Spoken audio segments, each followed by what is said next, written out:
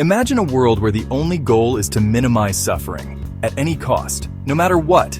This is the idea behind negative utilitarianism.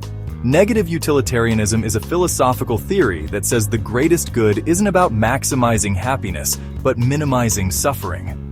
It argues that we should do everything we can to reduce pain, even if that means some extreme choices. But here's the catch.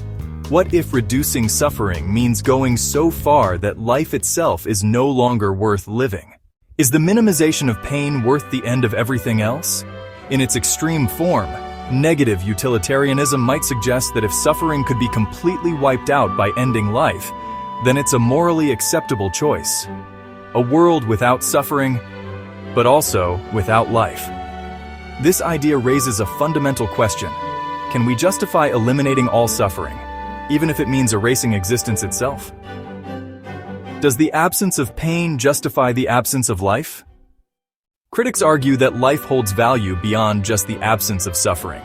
They say human experiences, love, creativity, and growth make life meaningful, even with its inherent pain.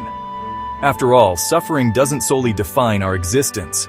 They believe that the potential for happiness and fulfillment outweighs the pain.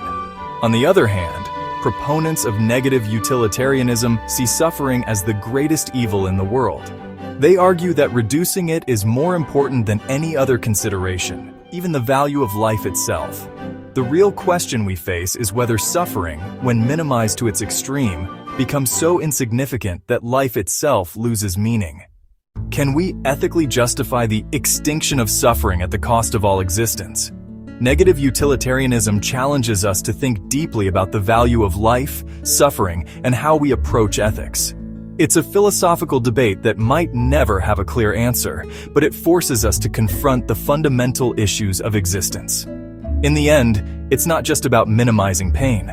It's about how we find meaning, even in a world filled with both joy and suffering.